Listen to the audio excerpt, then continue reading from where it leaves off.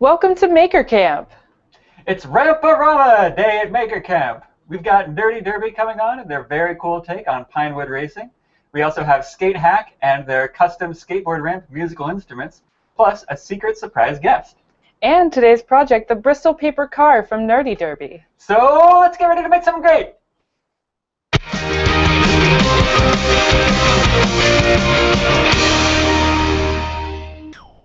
Thank you for joining us. I'm Camp Director Paloma. And I'm Camp Director Sam. As always, we look forward to hearing from you, so post your questions in the comments bar, and we'll ask them during the show.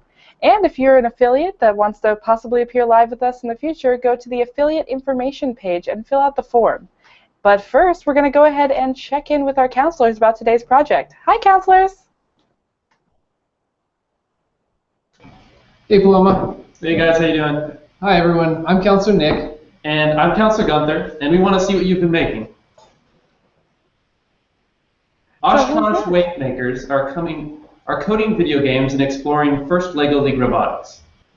Oh, First Lego League, very fun. Great way to get started with building robotics, for sure. We had a couple of groups in my elementary school. Very fun. Nice. They look like they're having a great time too.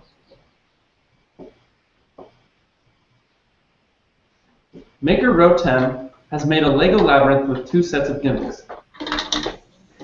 He's been posting so many amazing things online, and this one looks so fun. Although I don't think I can solve it. I'm not that dexterous. Oh, that's very cool. Oh.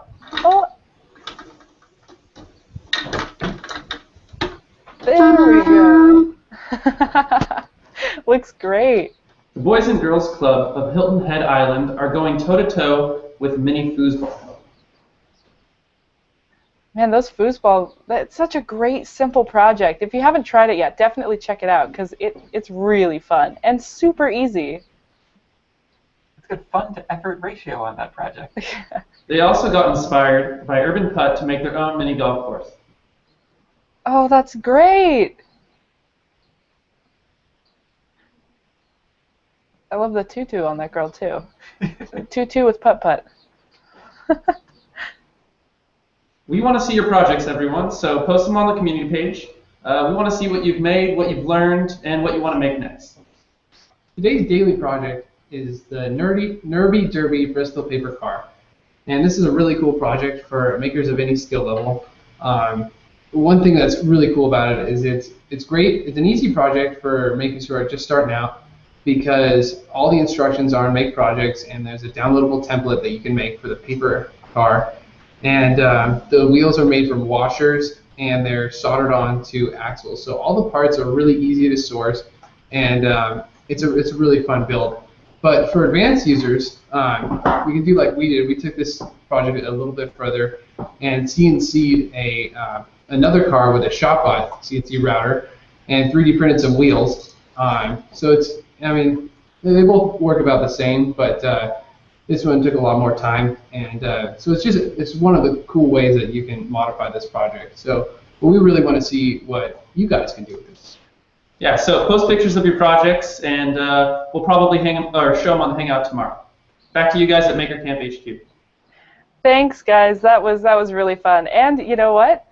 Speaking of Nerdy Derby, our first guest, as seen at Maker Faire, combined the awesome fun of racing with the inspirational spirit of making.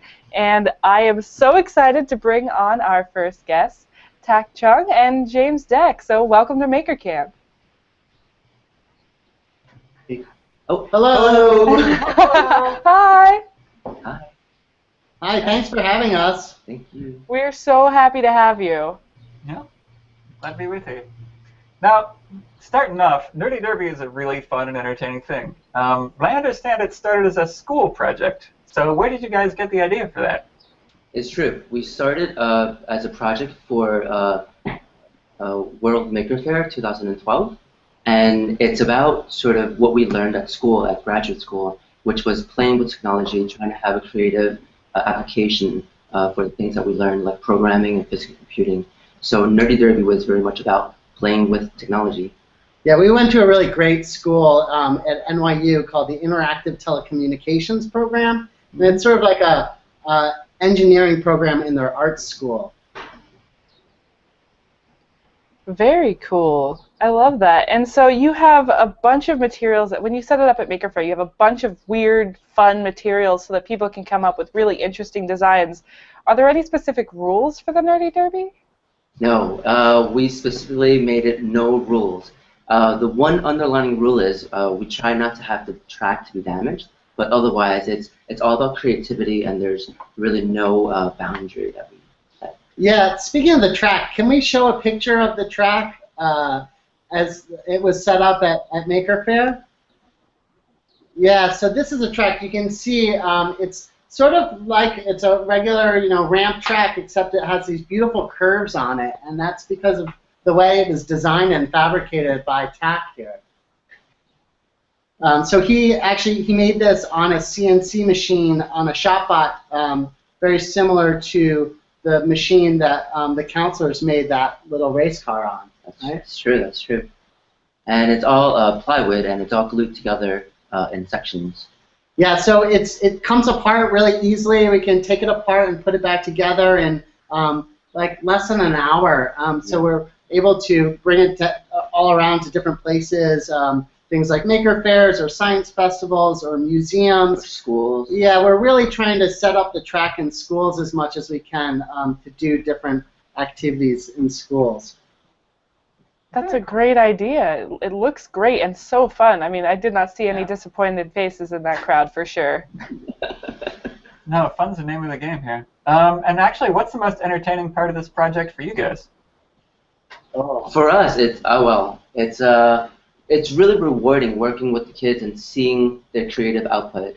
It's always a surprise what they can make with the materials that we provide. Yeah, so I think it's the same for me. I can't wait to see what the kids come up with. We try and give them challenges. It's not just about making the fastest car, but also making like the most edible car, or we have challenges for making the slowest vehicle that can finish the track. And we've got these cool trophies that we made that we give to kids when they win competitions. So we've got, you can see some of the images that are coming up right now. We brought the car to my school in New York City, the Marymount School of New York. It's an all-girls school, and we set up the track for a whole week in our cafeteria. And I actually convinced the school to cancel all of our classes and just do Nerdy Derby for a whole week. So we got the art department involved, and the science department, and the math department, and even in the English classes, they were doing stuff that was related to the Nerdy Derby. And the students did a whole bunch of experiments and explorations to try and discover what are the different ways that they can design cars to race down this track. And then at the end of the week, we had this big derby competition. And so we had the competitions for the fastest car and the slowest car, as well as the queen of the hill, so the car that could most consistently stop at the top of that hill there.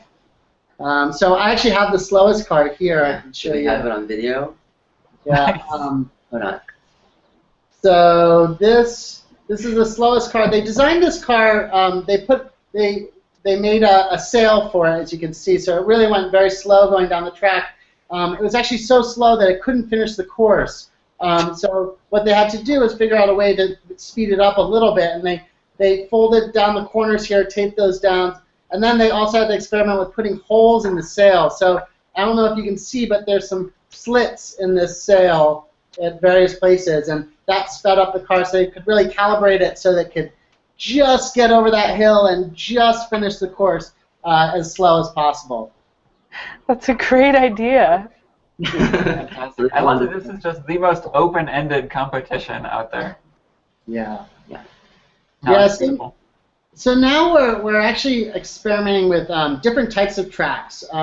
We've designed a track that has a big gap in it. So the idea is now not to make a car necessarily, but to make either a bridge or maybe a ramp, or somehow get your car across this 3-foot gap in the track. So that's our newest challenge. We're also working on a track that plays music, so you can arrange different tones to play when a car goes down different parts of the track, and so you can arrange the tones to play different songs. You know what? That sounds like you're giving me a wonderful lead-in here. So before we jump, thank you very much for joining us, and please stick around, guys. We're going to be having you some questions from the campers later in the show.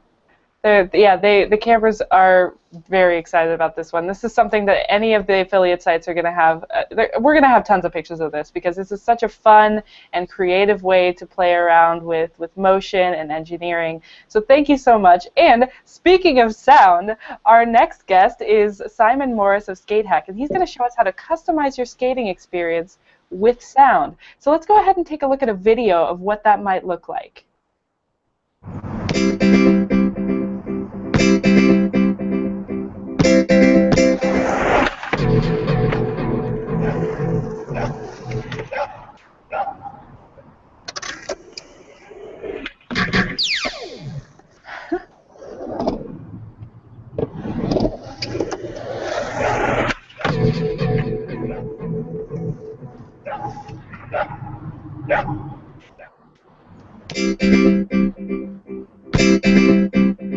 That is awesome. It looks so cool.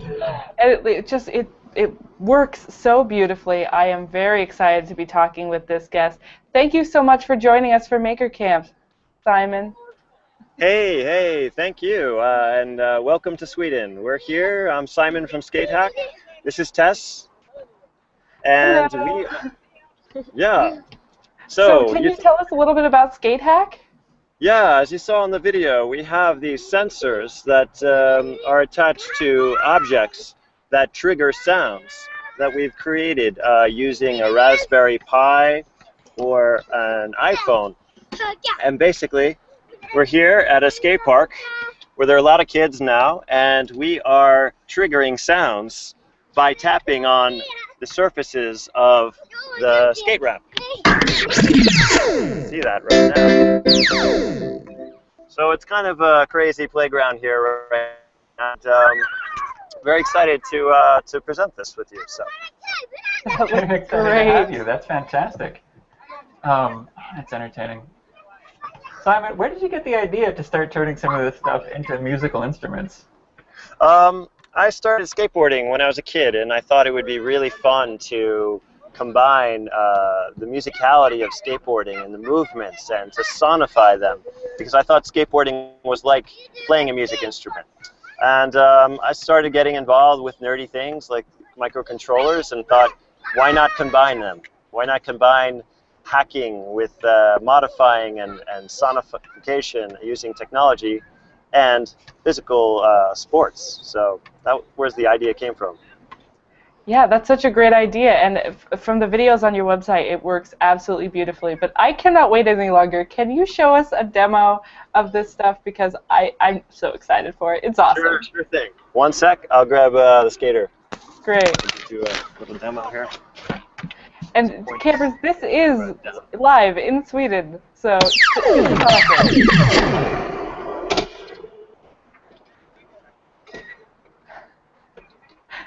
The sounds are just awesome. They're so effective. And this is definitely something that you can do at home and put this on chairs, on tables, you can put this on anything.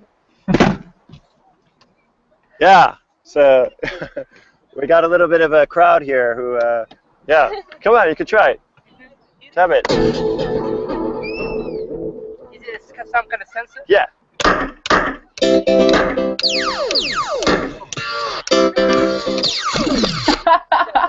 It's an instant attraction.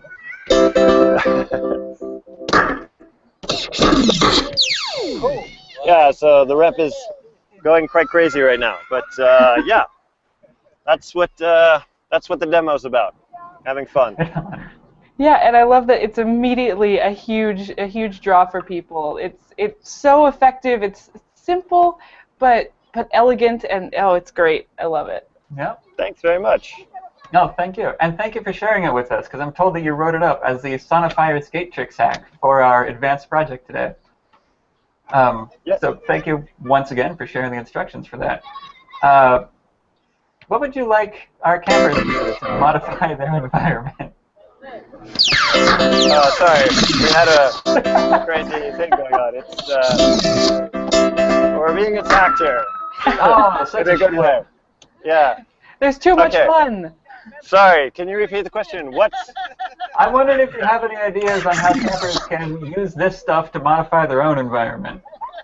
Oh, how? Yes. Absolutely. You don't have to be a skateboarder to modify your own environment. You can take very low-cost electronics like this, and if you have an iPhone, the tutorial's on the Make magazine site. So other ways of creating, you could be maybe a dancer or a parkour or any kind of activity in the urban environment, and you could, I don't know, play table tennis or anything and sonify them so you get an enhanced experience out of your physical actions. I love that idea. I'd love to see some of our affiliate programs just like songify their playground or songify their classroom. Challenge Ooh, Why not? play like a floor is lava game. 3 challenges. There you go. Okay, go for it, campers. Make it happen. Absolutely. Very good stuff. Thank you once again for being here. Please stick around. We're going to be giving you a bunch of questions from campers in a little bit. But first, we have a very later in the show we're going to be having a very special surprise guest, and that's after the questions, campers. So stick around after the questions. But before we go to those questions, we're going to go to our weekly trip to Sam and Joe's Corner, where they're making a woodblock game board. So let's head over to Sam and Joe's Corner. You have to bounce it like really close. Yeah. The sensor, and then Yes. make like sounds. Right. Go for it. Nice.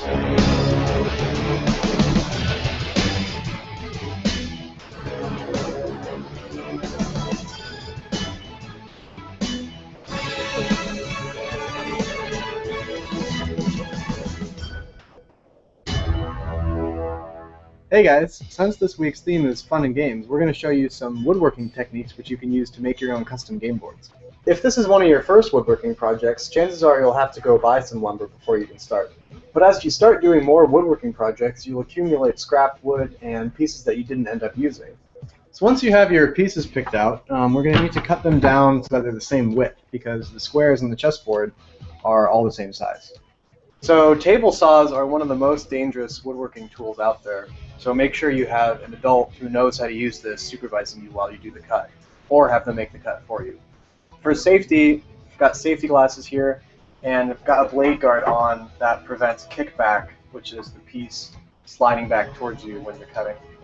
While it's not necessary for this cut, sometimes it's required to move the fence around with a lot of precision. We found it's useful to use playing cards as very accurate spacers, because they're all about 1/100 of an inch thick. Sometimes you need accuracy under 1/100 of an inch, and so we found that using layers of masking tape helps there. About 3 layers of masking tape equals 1 playing card, and so by combining playing cards and layers of masking tape, you can get very, very fine measurements. So you'll notice that we have all these blocks here, which we call clamp blocks, that go between the clamp and the actual workpiece. And this is just to protect the surface. When you're applying a lot of force by really twisting down these clamps, this small metal pad kind of digs into the wood. So we spread that pressure out using a block like this. However, since these are wood blocks, they will actually get glued to the workpiece if you're using wood glue. So what we've done is we've coated some in paper towels. So this just kind of peels off with the glue. It's okay. And the towels actually provide a little bit of extra padding. So when you're gluing pieces together, you want to apply glue to both sides of every joint. This is dry now, and now we're just going to cut off little chunks like this so that we can alternate them to create the chessboard pattern like that.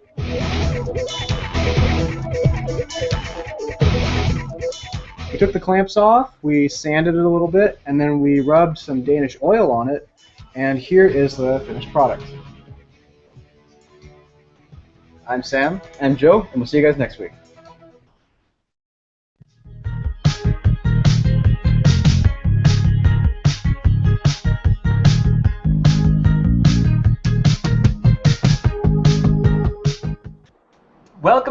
It's Ramparama Day at Maker Camp. We're joined by Tak Chung and James Deck from Nerdy Derby, and also Simon Morris from Skatehack. So, Counselor Gunther, why don't you start us off with some camper questions? Well, I've got a question for the Skatehack crew. I was wondering, have they ever tried putting like multiple sensors in a row to like create a sound sequence similar to a song, or do you guys normally just place random sensors throughout the skate park? Yeah, good question.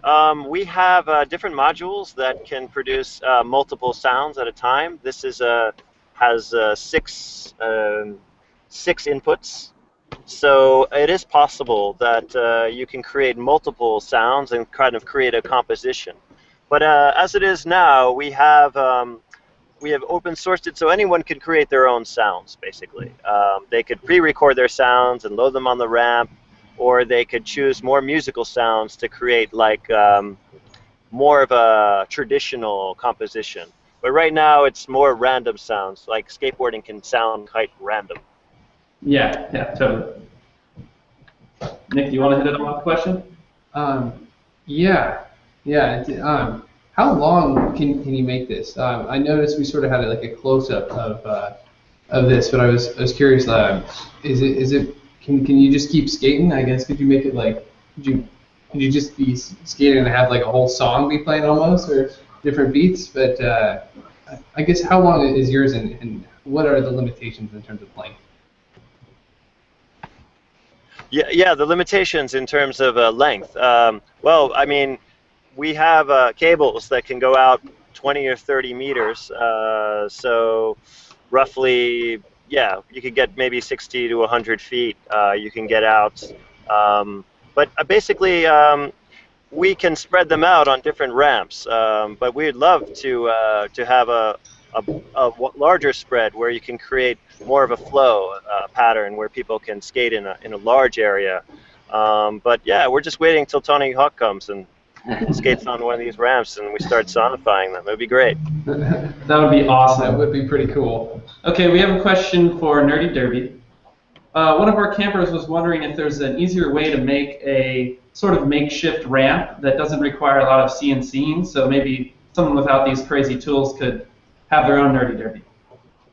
Yeah, I mean, it's possible. I think you could layer larger sheets of, let's say, corrugated cardboard with a rail, because our track basically is a monorail system.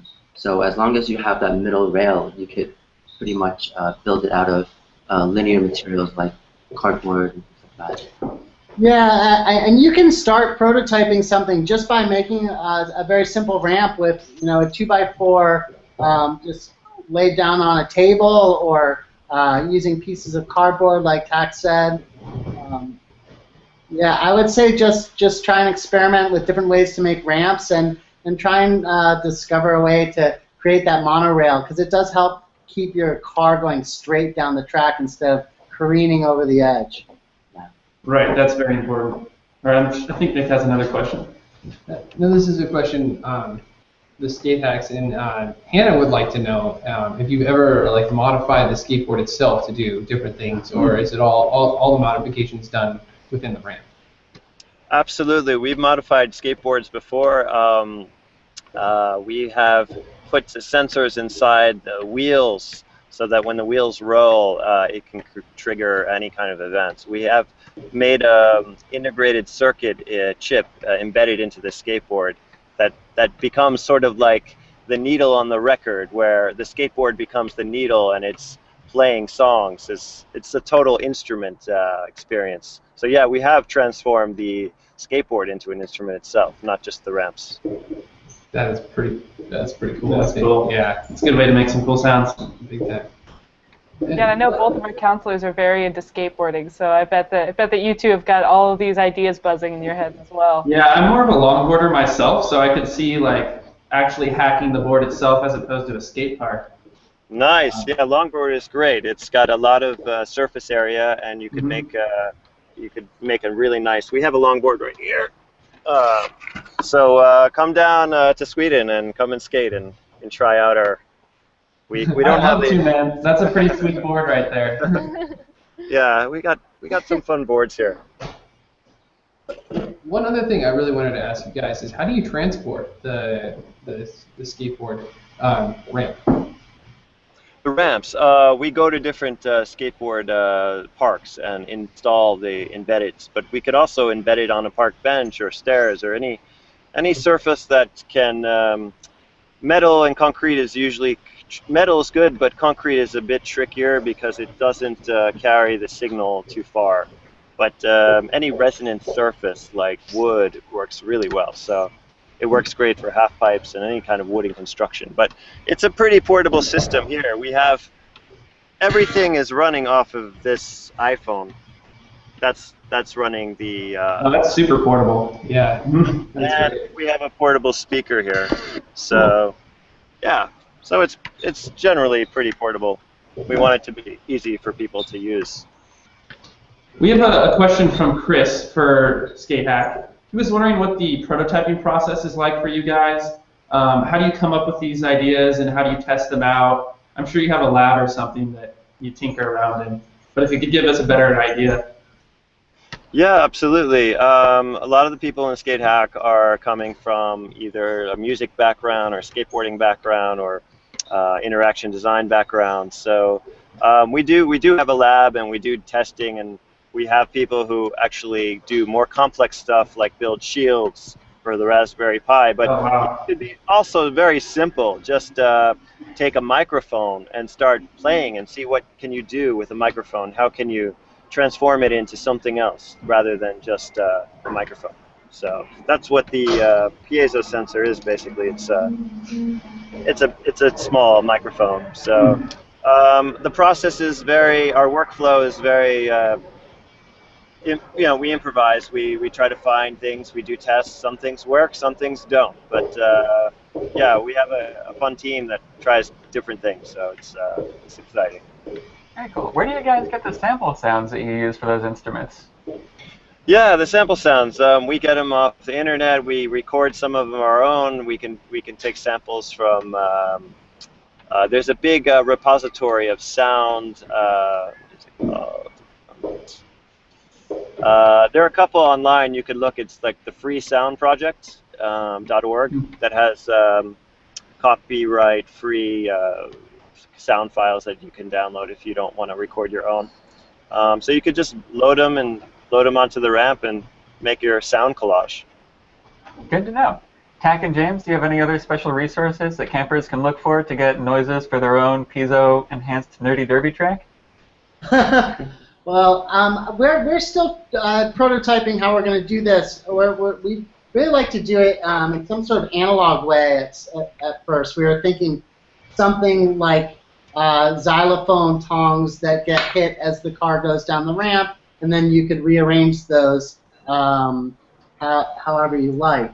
But seeing the piezos, we were looking at that and thinking, that would be pretty cool to trigger digital files. So we're still working on this ramp. We hope to have it done in the next few weeks for a display coming up.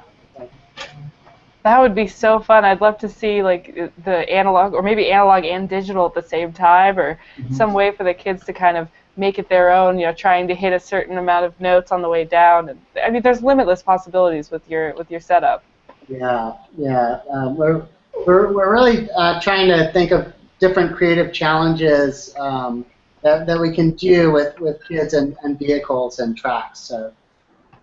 Now, speaking of the track, Michelle was asking earlier if you guys that she said she heard about you guys putting an Arduino in one of the tracks, and like what is that going to do? Can you tell us a little bit more about that? Yeah, we implemented the Arduino in a few tracks. One was the large track that we have, and it's where the end gate is. And so we're able to tell when the cars go over, and so we could write the algorithm so that the fastest car triggers the light that indicates that it wins, or the slowest car wins. Yeah, was that a track at Maker Faire New York? Yeah, that was the first track that had that feature. One of the newer tracks that's been built, it's called the inertia track, and it has a sensor on one side of the hill and then on the other side of the hill, and the Arduino times the time that it takes a car to get over the hill. So, and then it displays it on this kind of cool analog meter display. So yeah, we've definitely been using Arduino in the tracks. TAC has also been experimenting with using Arduinos on vehicles as well.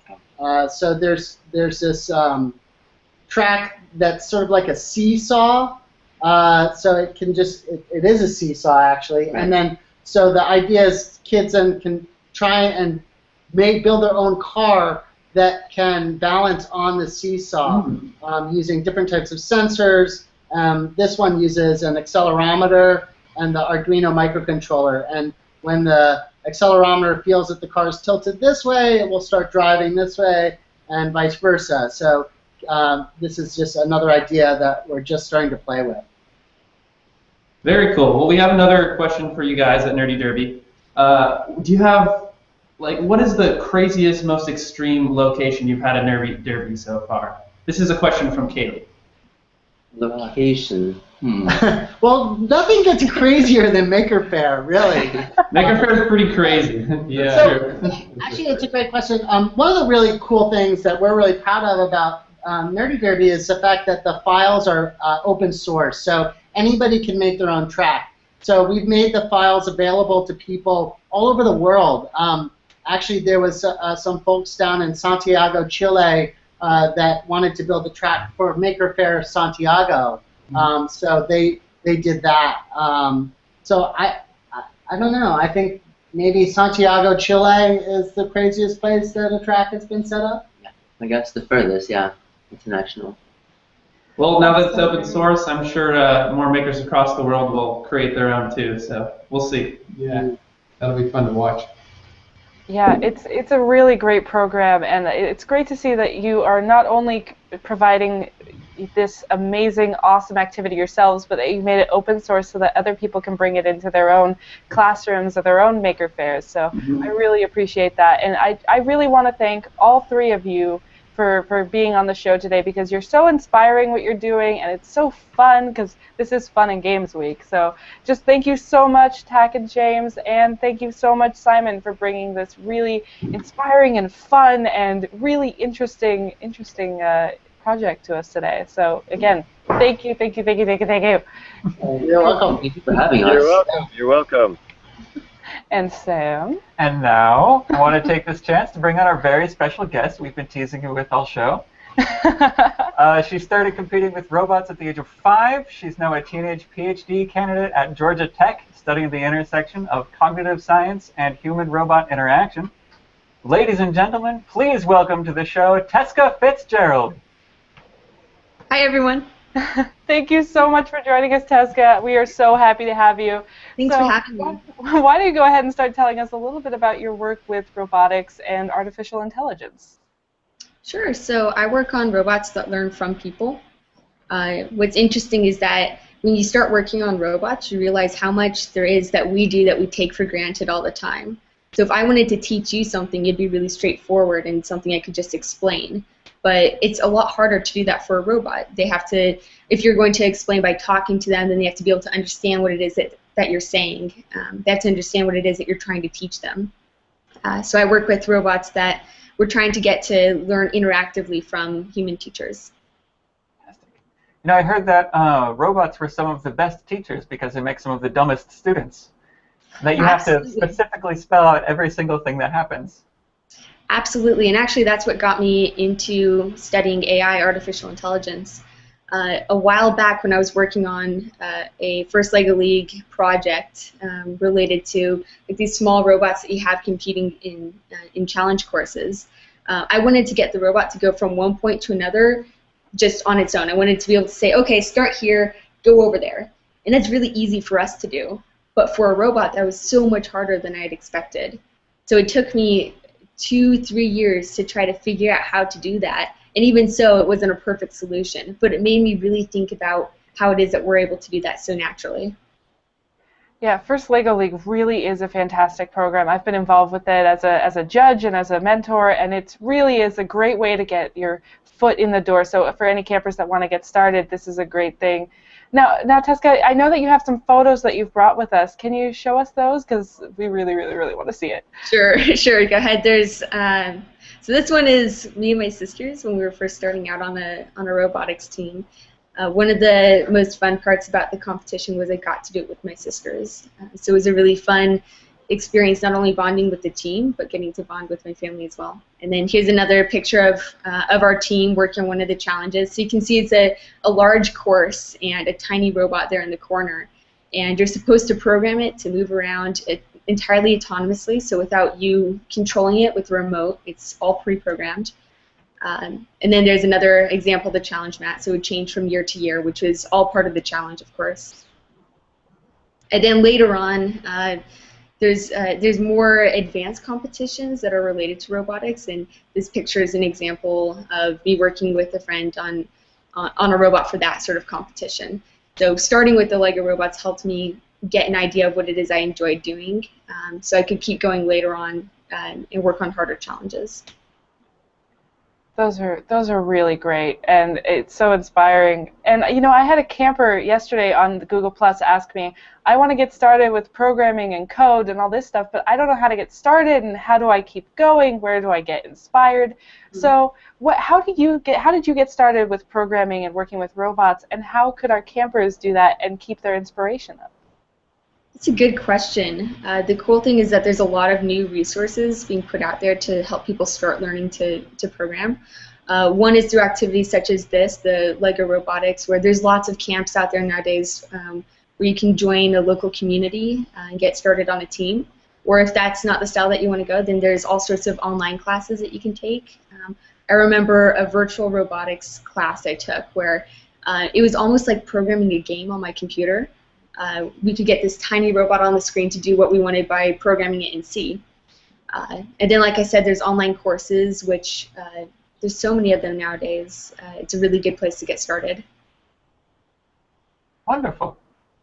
Now, Tesca, at the beginning of this, when I brought you on here, I introduced you saying that you were studying the intersection of cognitive science and human-robot interaction. Yes. What did I just say? Cognitive science is studying how the mind works, how it is that we're able to do what we do and think through everyday situations. And that's what I was saying is a lot of what we take for granted. So if I tell you to go over to that side of the room, then you know what I'm talking about without me spelling it out for you. And there's a lot of back work that's involved in doing that. So I find that fascinating. And then human-robot interaction is just how we work with robots. So I think there's this idea of robots being this really hard to understand thing that takes so long to get into. But with interactive robots, the idea is that you can make them so that they can talk with people, they can learn from people, they can just interact in day-to-day situations. Wow, that's so amazing. This is such cool stuff. I love anything that has to do with the AI, cognitive science, and just it's really inspiring. Thank you so much for bringing that to us and showing us what you do and where your passion lies. And campers, I mean, you too can do this. You know, don't think that this is completely out of your reach. You can get started right now working with Lego League and programming and work your way to being as amazingly impressive as Tesca is. On that note, I wanted to say, just when I got started with robotics and programming in general, I remember walking into the room where the team was meeting for the first time, and everybody there was so much taller than me. And it was really intimidating at first because I thought, oh, only the older kids can do this. This isn't something that I can do. But then my teacher took me aside and she showed me how to start programming. And I realized it doesn't matter how old you are. If you want to start learning how to do this sort of thing, then you can. If it's something that you really want to try out, then go for it. That's so true, and I really want campers to take that home and really, don't put any limitations on yourself. Don't set yourself, that you can only do this or you can only do that. If you want to do a project, reach for it and try, and you can accomplish it. So thank you so much for being here and providing that inspiration for our campers, and really just letting them know they really can do this and they can be amazingly impressive people just like you. So thank you so much for being here. And you know what, we've got a really awesome show for you tomorrow too, campers. Sam, What are we going to do tomorrow? We are going to do not one, but 2 field trips coming up tomorrow. Starting at 9 a.m., we're going to be traveling to Denmark, and we're going to visit the LEGO headquarters. Right? Lego. So just like the Lego League that we were talking about, and the Legos at the beginning of the show, it is a Lego crazy week. Also, though, at 11 a.m. Pacific time, we're taking you on a tour of Disneyland Resort to meet the team behind Fantasmic. So that's going to be really awesome. I'm a total Disney freak, so this is going to be great. You're getting so much stuff. So remember, 9 a.m. and 11 a.m., 2 hangouts. You're getting double the fun tomorrow, campers. And if you were inspired by anything you saw on the show today, remember, do try this at home. Goodbye, campers. Take care.